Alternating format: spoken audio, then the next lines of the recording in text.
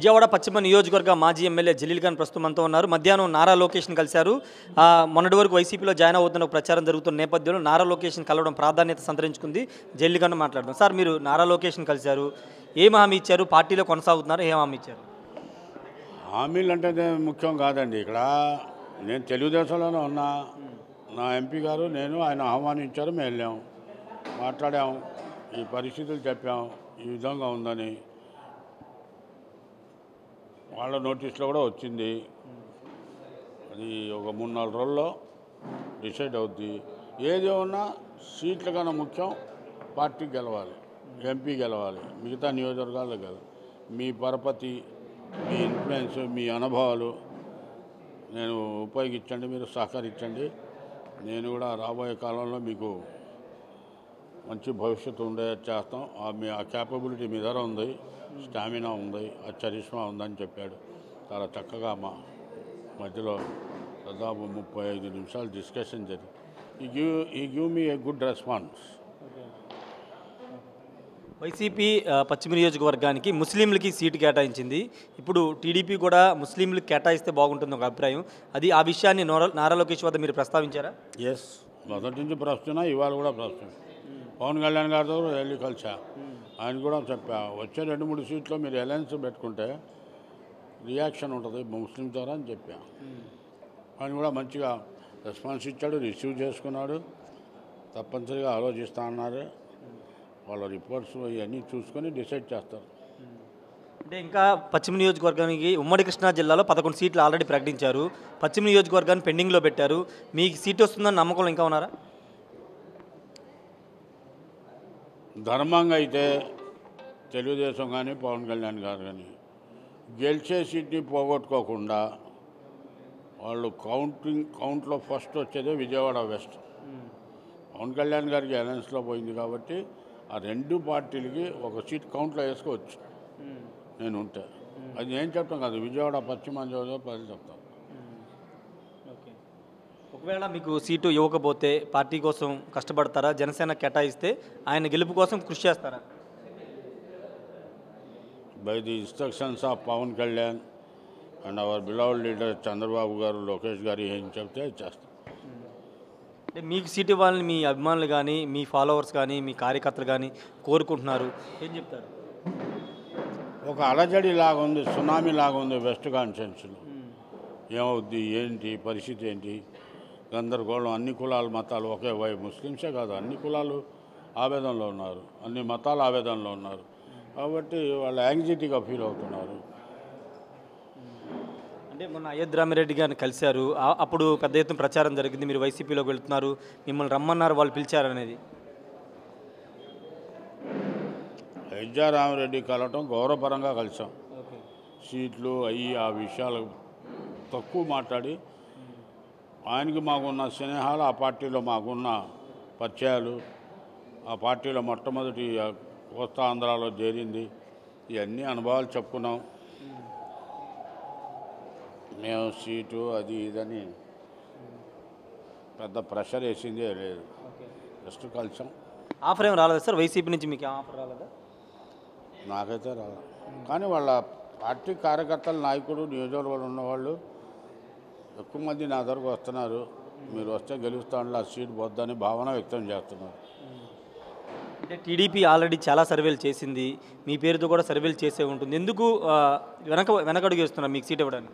వెనక అడుగు ఇట్లా నా పట్ల వాళ్ళు వచ్చింది ఏంటంటే, పవన్ కళ్యాణ్ గారు సిటీ వెస్ట్ కావాలని అడిగారు. అలాగే గుంటూరులో కూడా అట్టాగే అడిగారు.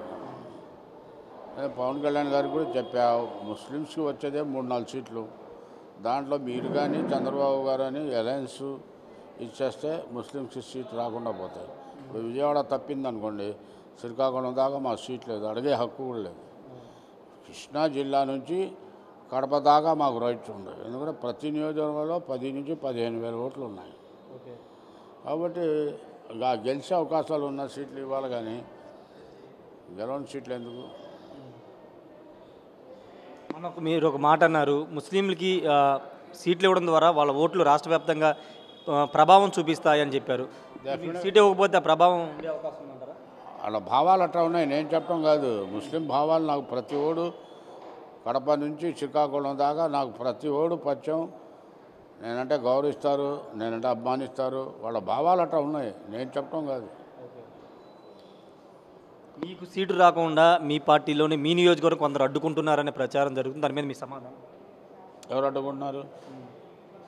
బుద్ధ వెంకన్న వర్గం లాంటి వాళ్ళు మీకు సీటు రాకుండా అడ్డుకుంటున్నారు. అవన్నీ పెద్ద ఎవరైనా సీట్ అడుగుతారు, తప్పే ఉంది. ఆయన సీట్ అడుగుతున్నాడు, ఎందుకు అడ్డగిస్తాడు?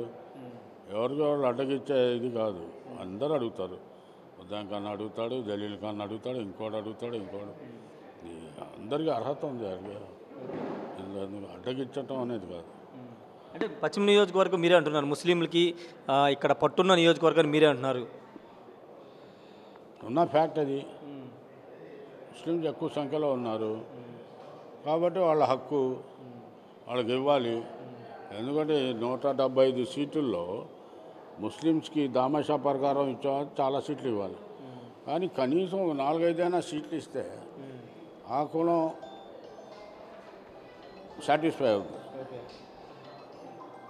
ఫైనల్గా జలీల్ ఖాన్ ప్రస్తుతం సంతృప్తిగా ఉన్నారా, ఇంకేదైనా నిరాశతో ఉన్నారా? మొత్తం నిరాశనే. కలిశారు కాబట్టి లోకేష్ గారితో కలిసినాక నేను చాలా సంతోషం, ఆనందంతో ఉన్నాను. పశ్చిమ నియోజకవర్గ రేసులో ఇంకా ఉన్నారనుకుంటున్నారా మీరు? ఎందుకు లేదనుకోవాలి, ఇంకా టైం ఉందనుకుంటున్నా. నా అదృష్టం కొద్దిగా పార్టీలు అటు పవన్ కళ్యాణ్ గారు ఇటు తెలుగుదేశం నాయకులు కూర్చొని సీటు పోకూడదు అనే ఆలోచన ఉంటే డెఫినెట్గా డిసైడ్ చేస్తారు. అంటే first caste Muslim, second caste దళితులు. కాబట్టి ఆ 2 క్యాస్ట్లు ఒక పక్క అయిపోతే ఇంకా వేరే గెలుపు అవకాశం అక్కడ ఉంటుంది. అదే నేను క్యాండిడేట్ ఉంటే ముస్లిమ్స్ ఇక అక్కడ జగన్ ఫోటో ఇంకో ఫోటో ఆలోచించు, జలీల్ ఖాన్ చూసి 90% నా అవి వస్తాయి. పవన్ కళ్యాణ్ గారు కలిసి ఇదే మాట చెప్పారా? పవన్ కళ్యాణ్ కూడా కలిసి ఇదే మాట చెప్పారా పశ్చిమ సీటు గురించి? Okay okay, thank you. కూడా సీటు కూడా పవన్ కళ్యాణ్ గారు కూడా తీసుకుందే 24 సీట్లు పాపం. దాంట్లో ఒకటి కూడా పోకుండా చూసుకోవాల్సిన బాధ్యత ఆయనకు ఉంది. ఒకటి సీటు కూడా పోకూడదు, ఆయన 24 గెలవాల్సిందే. నిన్న సభ చూశారు, జెండా సభలో పవన్ కళ్యాణ్ స్పీచ్ గురించి ఏం చెప్తారు? నేను నాకున్న అనుభవంలో నిన్న ఉభయ నాయకులు మాట్లాడింది, పవన్ కళ్యాణ్ గారు ఉపన్యాసం మీద ఫిదా అయిపోయాను. రెండోది కృష్ణా గోదావరి కలయిక.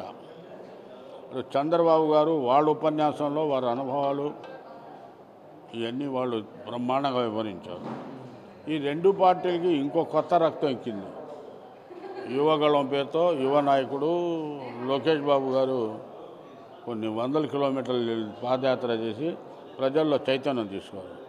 ఇదే కాకుండా మా మేడం గారు ఆమెగారు కూడా కొన్ని నియోజకవర్గాలు తిరిగి, భువనేశ్వరి గారు, అదొక స్పందనం.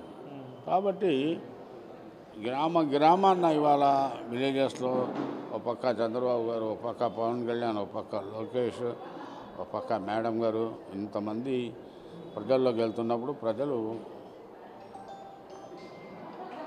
ఒకవైపు ఆలోచన ఉంది, డెఫినెట్గా జరుగుద్ది. అయితే క్యాండిడేట్లు సరైన వాళ్ళ క్యాండిడేట్లు పెట్టుకోవాలి. ఇప్పుడు క్యాండిడేట్ అంటే పోల్ మేనేజ్మెంట్ చేసుకునే క్యాండిడేట్ ఉండాలి, వ్యక్తిగతంగా కూడా పలుకుబడి ఉండాలి.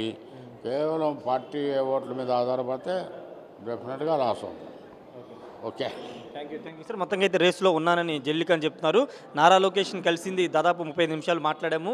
అన్నింటి మీద నారా లోకేష్ హామీ ఇచ్చారు. ముస్లింలకి ప్రాధాన్యత ఉన్నటువంటి నియోజకవర్గాలు ముస్లింకి ఇవ్వడం ద్వారా సీటు ఖచ్చితంగా గెలుస్తామనే ఒక భరోసా ఉంటుంది కాబట్టి ఖచ్చితంగా సీటు ఇవ్వాలని కూడా జలీల్ ఖాన్ చెప్తున్నారు. Camera person ప్రసాద్తో Rayesh RTV, Vijayawada నుండి. మరిన్ని వీడియోస్ కోసం ఛానల్ ని సబ్స్క్రైబ్ చేయండి, లేటెస్ట్ అప్డేట్స్ కోసం వాట్సాప్ ఛానల్ ని ఫాలో చేయండి అండ్ లింక్ డిస్క్రిప్షన్ లో ఉంది.